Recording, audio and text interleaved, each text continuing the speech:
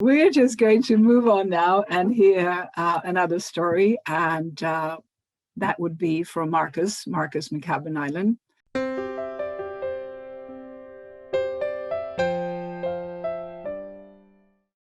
And Mokichi Okada, who started and developed natural agriculture, thought about the principles of it, but naturally the difference in environment, depending on location, climate, surroundings, and so on, makes it difficult to apply one principle for all. So we all have to look into what could be done in different countries, different climates, etc.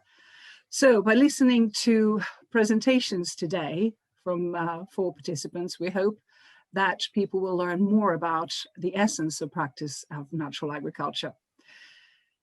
So, Marcus, let us hear your story. Okay, I hope, hold on, I was panicking. Hello, everybody.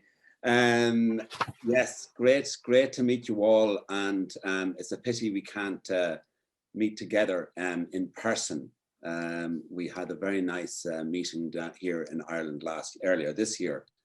And it's so good to hear everybody's experiences. Very good to hear your experiences also, Manuela, there on your farm in Italy. It's important to listen to. It gives great confidence when we hear the experiences of other people. And we've had the honor of having Shumei here and his friends. Now hold on, I'll get organized just to share my screen. I hope you can see it now. Anyway, we had several great visits from Shumei. And I suppose I've been involved in agriculture for, well, my whole life, really. I was born on this farm here. My grandfather bought it back in 1939. And this year, my father actually has passed on. So I was just going to start briefly with something that he wrote, because he was a farmer also, but he was also a writer. And he had a very, very deep, close connection with the land that really influenced his writing then as well. So a lot of his writing was influenced by farming life and also the culture of farming life as well. So I'm going to read you something here that I just found yesterday that he had written back in '97. So it's Tales from the Poorhouse. So this was a series of small books that he wrote on, it's going back to the time of the Irish famine in Ireland. And it was a terrible time here in this country, obviously, where millions of people lost their lives. And so I'll just read it because it will speak for itself. Basically there's 4 different characters, and this is the character of the mother, and it's the last story. And she's in the poorhouse, which is where people ended up, of course, if they had nowhere else to go. So this is her words in the poorhouse. So I'll read from my father's words. So, Virgin most merciful, give me back the old rounded days of nature long ago, when we had the black cow with the white nose and the garden of lumpers, which were potatoes, the garden of lumpers, every year on the south hill under Carn, and watching Dada dig them in or shovel them out and bag more than enough to feed us all, and the odd beggar too, and the scatter of hens and the pig betimes, and other bread from the cut of oats. And every year, come the white month of May, warm or husky, it was off to the red bog of Bragan to save turf. And Dada was God, and Mama was love, with buttermilk and cold pandy. And she made tea from a fire of heather brush in a black can. And I was a wee thing in a bag skirt, playing, happy, and laughing with the others. And that bog was heaven. with the shower of larks over our heads that never quit, singing and singing and singing and singing and singing. So that's my father's words that I found there, and I was thinking the importance you can hear from the words, the importance of the land, and the importance of the as human beings, our connection, of course, because we're living from the land. It's so important. And I think people in the modern world have completely lost this connection. And indeed, I'd say even that the farmers actually have lost this connection as well. And I think this is a huge problem for humanity, because we're really going in a direction that's very, very dangerous for us all. So this led me to thinking then about the place, our place in nature, because of course we have the capacity for intellectual thought as human beings, and the animals, of course, they have a full nervous system and they have a full emotional body, but they don't have this power of intellectual thought. And then, of course, the plants and the fungus world and all of the creatures, all of the insects, they're all the way much more connected, but we have this capacity for intellectual thought. And we have used this what I would call this scientific power to our detriment now at this point, and it's become a real problem. And I say this because I was actually originally trained as an agricultural scientist, and when we were being schooled, basically we were indoctrinated with this whole idea of having to use fertilizers and pesticides and so on. And we can now see that the disaster that this has brought on us all. So the organic movement was part of that. And then what I see Shumei is actually bringing something much deeper. It's bringing more a connection of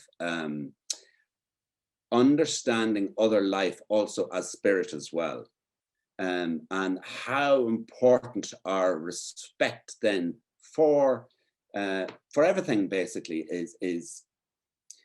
has to start influencing how we operate and how we farm. So that seems like a very long introduction, but I think it's important because I think this is what I think is really exciting actually about what's exciting about the Shumei movement is that it's bringing a bit more to the people who are already quite sympathetic, let's say the people in the organic space, not to mention the people who are in conventional agriculture, and also about the particular time we're living now in the world, because I see in the future, and I don't know if you saw the question that I'd asked Manuela there, maybe you didn't see the question, but the question was, do you sell the food locally? And I think this is going to be a movement also for the future. We need a re-agrarian philosophy. We need to stop working in the cities. We need to start really working on the land, community, and distributing the food on a local basis. So that's like a little kind of philosophical thoughts on what we've been doing here. I'm a little bit concerned that you can't see my video or my pictures. I don't know if you're able to respond to me there and tell me no if you can see it. Okay, yes. Okay, so this is our oat crop that we grew in 2020, and we had been growing hemp in these fields prior to that, and then last year was our first year to grow oats, and you can see it was like really looking well here. I think this was probably around about July when this we took this little video. So then actually shortly after that, the weather turned really, really bad. And it was very, very windy and very very wet and very windy, and it to a certain extent put some of the crop down, not a lot. Actually, I was quite impressed, and I wondered, was that because of our Shumei approach? Then we got about, I would say, about 30 tons of wheat from that crop, which was great. And we're going to continue growing the oats now in the coming years. We were very pleased with what we got. As I say, we got 20 or 30 tons, and we're going to keep going and also look at other cereals as well, because we've got about 90 acres to farm here. I'm going to see now, I hope you can see that as well. This is our hemp crop. Can you see that? Yes, I think you can see it. So here we have hemp. In this particular photo, you can see both the males and the female flowers. And our main business is making a hemp juice. So we make hemp juice, and from that juice, then we also freeze that, and we make a freeze-dried powder.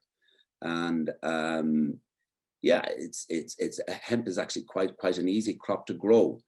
We also get like a seed from the hemp as well.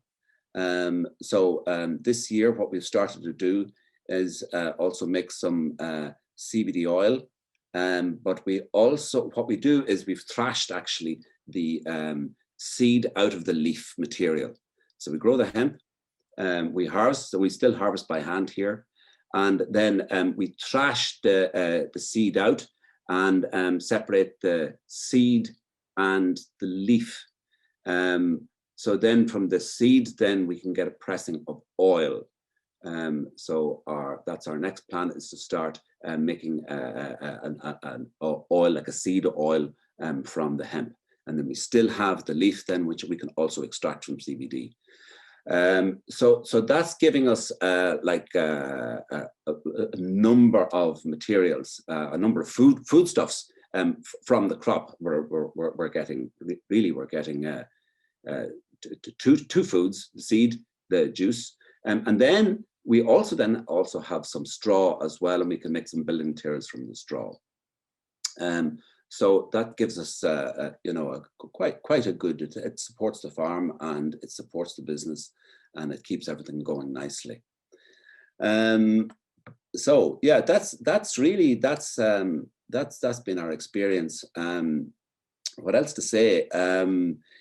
We're in the future. My son actually is now living at home as well. He's kind of like a chef, and he's very interested in food production. So our plans for the future is to go more in the direction of food production.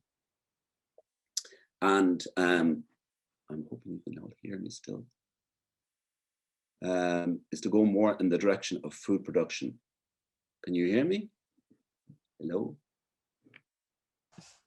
Yeah, I can hear you, but Yeah. could you Okay.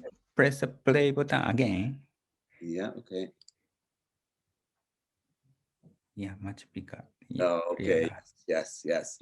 So that's a lovely view from the top of the crop, and you can see how happy the plants are. And I was also interested to hear what Manuela was saying about the weeds.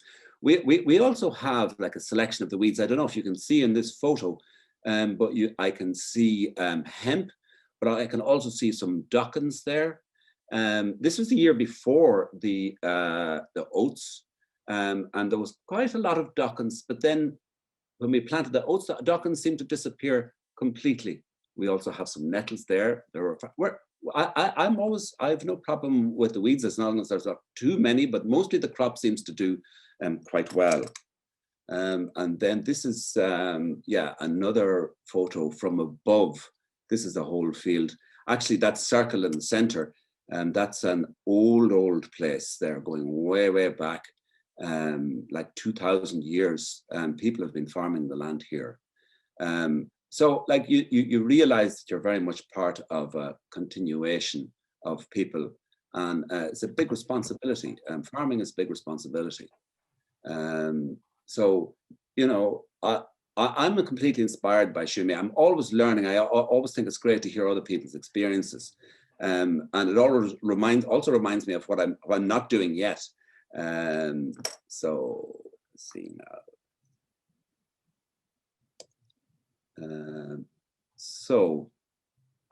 That's really that's my offering there for this morning. If there was any questions there, I will look at them now. Well, thank you, Marcus. Thank you very much for your story, for sharing your father's words. I'm sure everybody was really touched with that. And yes, what you mentioned, that was also very interesting, that scientific power seems to be used these days for our detriment. And that is what natural agriculture is doing quite the opposite of. Now, let's have a look at some questions here. I think there are some questions coming for you. So if you have a look at that, and we'll see if you can answer them.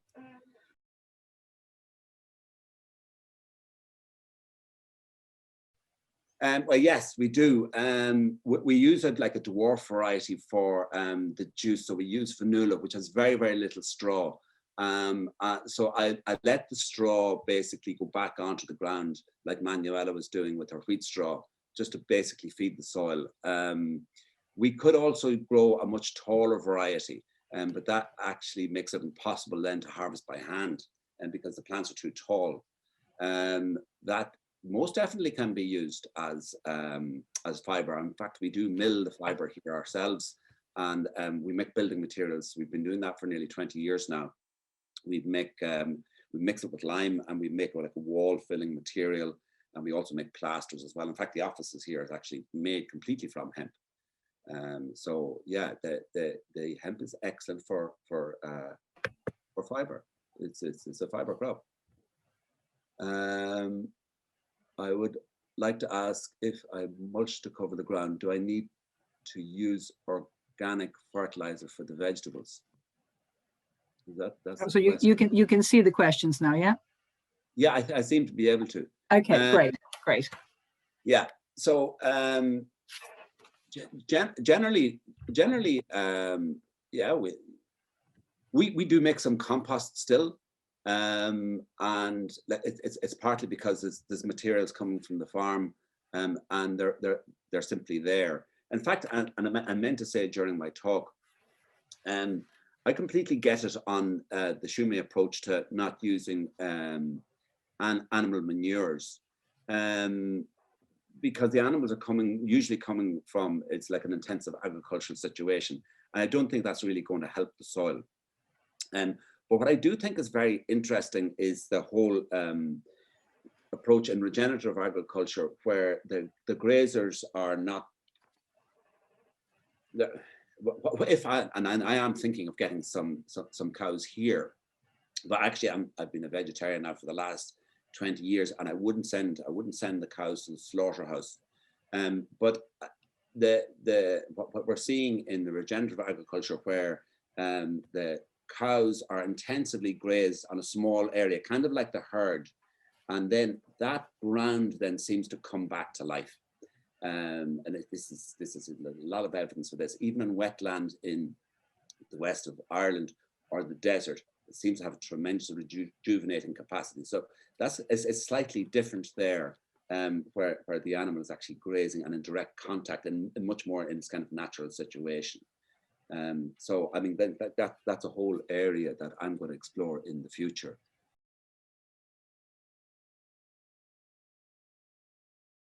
Definitely. And I think this is like a sense that we have already. It's like a muscle that we have, like a spiritual muscle, that we need to exercise. And this is great. When the last time Shinya was here, and in that circle, like we made like a prayer. And you see, I think this is so important for us, because the whole society has become very materialistic, or you could say atheistic, or that there is no, that there's no spirit in all of these things, you know, that there's no movement or animation in the animal, which of course to me at this stage is a kind of a nonsense.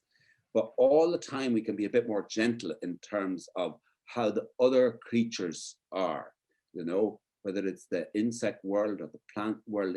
These are all like very, very sophisticated with their whole DNA, their whole organism, their whole, like on a material science would say it's all about the DNA, but actually we really know that actually is the spirit soul is actually incarnating into all of these living beings. They also need to live here as well. So we kind of become a little bit haughty and arrogant in our human platform, not caring about these other beings who we share the world with. And this is, I think, what's so important that Shumei is bringing us, reminding us of the importance of actually connecting with all that life. So that's a really good question.